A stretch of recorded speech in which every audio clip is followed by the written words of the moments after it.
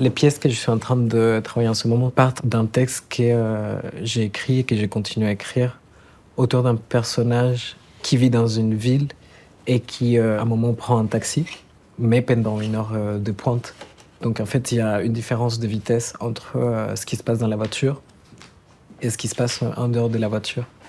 C'est-à-dire que comme c'est une heure de pointe, tout le monde est en train de finir son boulot, tout le monde est en train d'accélérer. Quand il y a ces moments d'accélération, bah, forcément, il y a des bouchons. Donc, il y a quelque chose d'inverse qui se passe pour elle, c'est-à-dire elle peut pas trop avancer parce qu'elle est dans la voiture. Et comme il y a ce moment de pause qui est complètement en contradiction avec ce qui se passe en dehors, elle a juste un accès à ses pensées de façon accélérée, mais assez statique.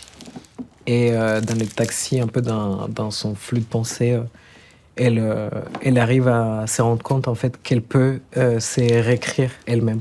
C'est-à-dire dans l'histoire, on découvre en fait qu'elle est en quelque sorte un robot. Et en fait, elle commence juste à réfléchir à toutes les possibilités auxquelles elle pourrait s'ouvrir grâce à l'écriture, à la réécriture de sa vie.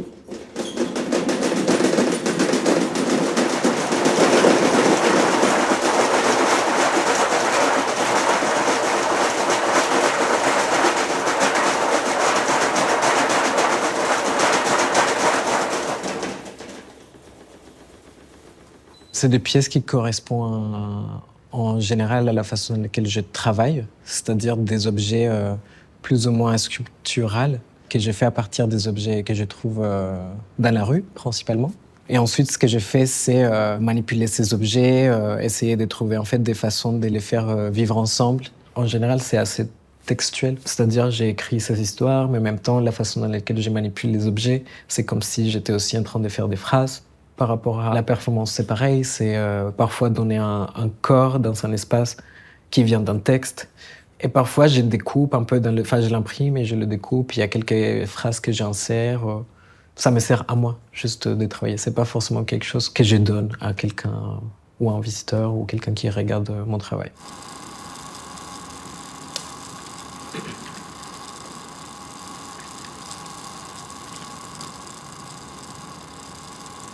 La façon dans laquelle je travaille est très liée à la façon dans laquelle j'ai vis ma vie. C'est-à-dire par rapport à mon économie, à mon identité, à comment je bouge dans l'espace public. Et du coup, c'est presque une idée de trouver des façons de faire des choses dans une vie contemporaine qui est très contrainte et qui est contrôlée d'une certaine manière.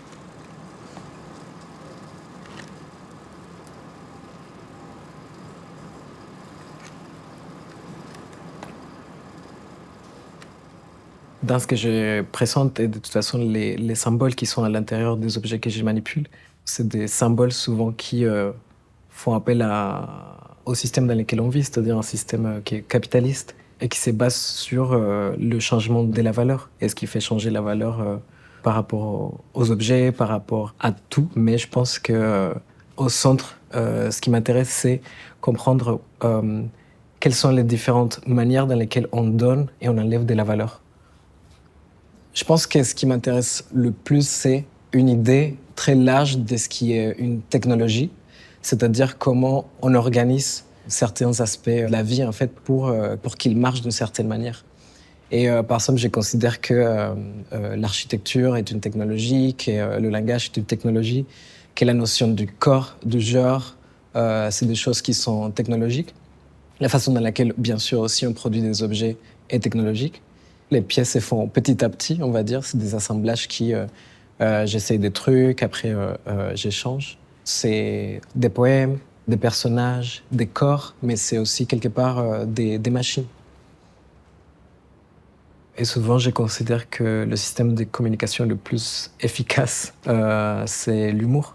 Mais aussi parce que dans l'humour, il y a une dimension que j'aime bien, qui est politique, c'est-à-dire de pouvoir tout d'un coup prendre quelque chose qui a une lourdeur ou une espèce de... Enfin, quelque chose qui pourrait être très sérieux et pouvoir vraiment le prendre de façon très légère.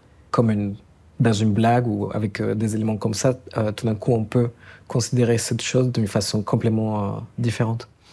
Et j'aime bien utiliser ce type de choses qui peuvent aider potentiellement n'importe quelle personne à retourner une situation. Parce que l'idée finale, c'est de vouloir retourner les choses. Enfin, conceptuel.